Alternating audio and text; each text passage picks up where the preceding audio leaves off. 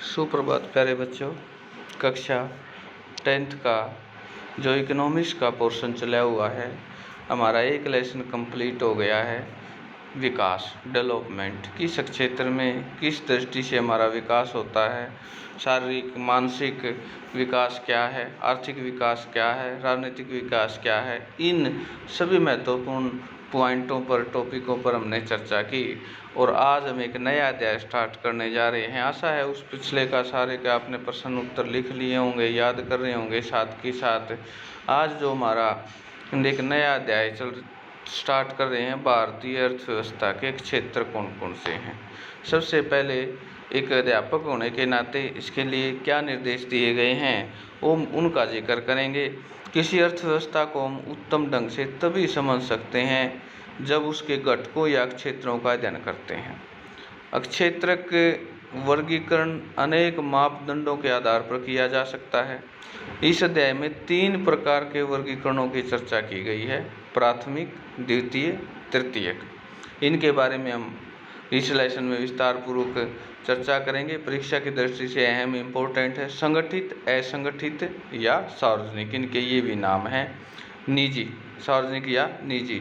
आप दैनिक जीवन में छात्रों से परिचित उदाहरणों के द्वारा इन वर्गीकृत क्षेत्रों के बारे में चर्चा कर सकते हैं। क्षेत्रों की बदलती भूमिका पर विशेष बल देना आवश्यक है। सेवा क्षेत्र की तीव्र समृद्धि की और छात्रों का ध्यान आकर्षित करते हुए पुनः इन पर प्रकाश डाला जा सकता है। इस अध्याय में प्रयुक्त धारणाओं की विस्तार से व्याख्या करते समय छात्रों को कुछ मौलिक अवधारणाओं जैसे राष्ट्रीय आय, रोजगार इत्यादि से अवगत कराने की जरूरत पड़ सकती है। चूँकि छात्रों को इसे समझने में कठिनाई हो सकती है, इसलिए उदाहरण के द्वारा इन्हें स्पष्ट करना आवश्यक है। छात्रों को समझने में सहायक अनेक क्रियाकलाप अभ्यास। इस अभ्यास में दिए गए किसी व्यक्ति के कार्य को कैसे प्राथमिक, द्वितीय, तृतीयक, संगठित या संगठित और सार्वजनिक तथा निजी क्षेत्र में रखा जा सकता है। आप छात्रों को उनके आसपास के कामकाजी लोगों, दुकान के मालिक, अनियत श्रमिक, सब्जी विक्रेता, कार्यशाला, मैकेनिक, घरेलू नौकर इत्यादि से बात करने के लिए भी वे कैसे रहते हैं, काम करते हैं तथा अधिक जानकारी प्राप्त करने के लिए प्रोत्साहन कर सकते हैं। इन जानकारियों के आधार पर आर्थिक गतिविधियां स्वयं वर्गीकरण करने के लिए छात्रों को प्रोत्साहित किया जाना चाहिए। क्षेत्रों की भूमिका में परिवर्तन होने वाली समस्याएं एक अन्य महत्वपूर्ण मुद्दा है जिस पर प्रकाश डालने की जरूरत है।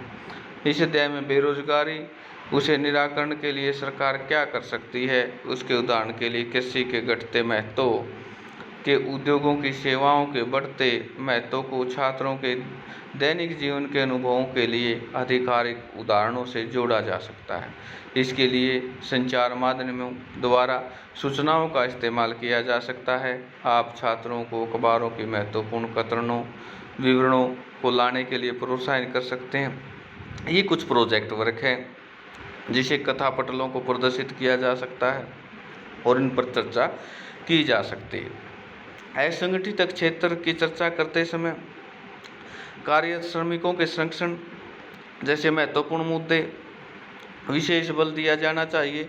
आप छात्रों को असंगठित क्षेत्रों में लोगों के उद्यमों के पास जाकर उनके वास्तविक जीवन परिस्थितियों का साक्षात अनुभव प्राप्त कर सकते हैं। ये एक अध्यापक का कार्य है, किस प्रकार हम एक पीरियड को, एक सब्जेक्ट को इंटरेस्टेड बना सकते हैं। इस अध्याय में सकल घरेलू उत्पाद के आंकड़े, औद्योगिक उत्पाद लागत का सकल घरेलू उत्पाद से संबंधित 2011-12 के मूल्य के आधार पर भारतीय अर्थव्यवस्था पर सांख्यिकी की वास्तविक समय पुस्तिका में लिए गए हैं। यह सकल घरेलू उत्पाद में भारतीय अर्थव्यवस्था से संबंधित अन्य जानकारियों के लिए महत्वपूर्ण स्रोत है। मूल्यांकन के लिए, विशेषकर पाठकों का विश्लेषण क्षमता विकास करने के लिए शिक्षक की रिपोर्ट का इंटरनेट माध्यम से भिन्न वर्षों में आंकड़े प्राप्त करने के लिए उल्लेख कर सकते हैं। रोजगार आंकड़े राष्ट्रीय प्रतिदर्श सर्वेक्षण संगठन द्वारा रोजगार और बेरोजगारी पर किए गए 5 वर्षीय सर्वेक्षणों के आंकड़ों पर आधारित है। राष्ट्रीय प्राधिकरण भारत सरकार के सांख्यिकी की योजना कार्यक्रम में कार्यान्वित मंत्रालय के अंतर्गत संगठन है। इसकी वेबसाइट ये दी गई है।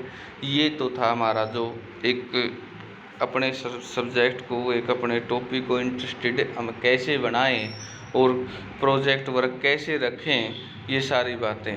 अब है भारतीय अर्थव्यवस्था के क्षेत्र जो हम पढ़ेंगे, इसको प्रारंभ कर रहे हैं आज हम।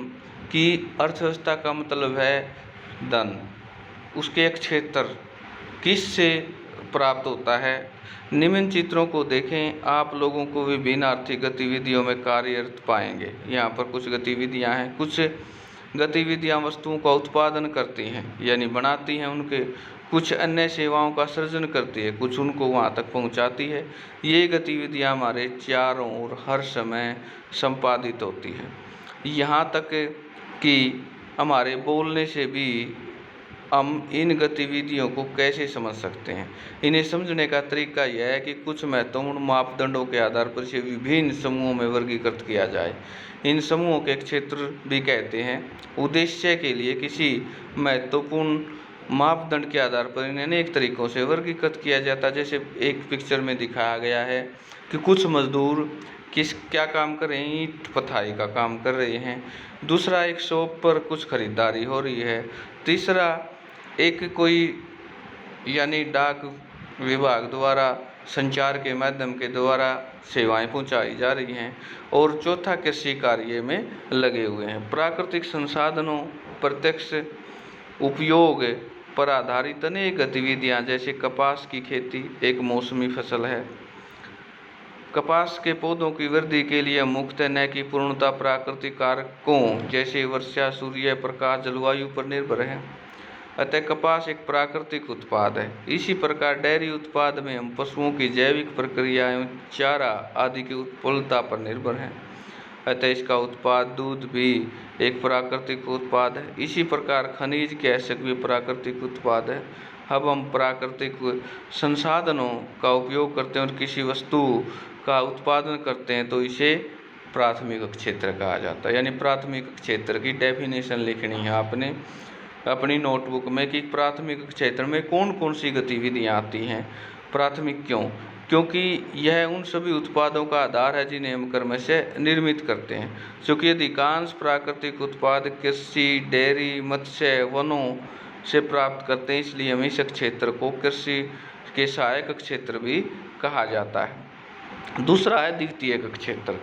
द्वितीयक क्षेत्र की गतिविधियों के अंदर प्राकृतिक उत्पादों के विनिर्माण प्रणाली यानी उसको एक इंडस्ट्रियल के जरिए परिवर्तित किया जाता है। प्राथमिक क्षेत्र के बाद अगला कदम वहाँ वस्तुएं सीधे प्रकृति से उत्पादित नहीं होती बल्कि निर्मित की जाती है, इसलिए विनिर्माण की प्रक्रिया पर्याय है। इस प्रक्रिया में किसी कारखाने में, किसी कार्यशाला में, घर में हो सकती है। जैसे कपास के पौधे से प्राप्त रेशा उपयोग कर हम सूत कातने, कपड़ा बुनने, गन्ने से कच्चे माल के रूप में हम चीनी, गुड़ तैयार करते हैं, मिट्टी से ईंट बनाते हैं, ईंटों से घर भवन का निर्माण करते हैं। चूँकि एक क्षेत्र क्रमशः सर्वाधिक विभिन्न प्रकार के उद्योगों से जुड़ा हो, इसलिए औद्योगिक क्षेत्र भी कहा जाता है।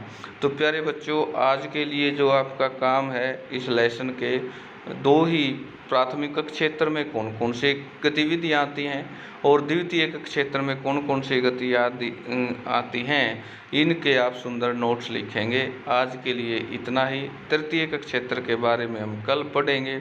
आशा है जितना हमने पढ़ा वो समझ में आ गया होगा। मटेरियल आपके पास है, इसमें से सुंदर सुंदर नोट्स आप लिख लेंगे। धन्यवाद।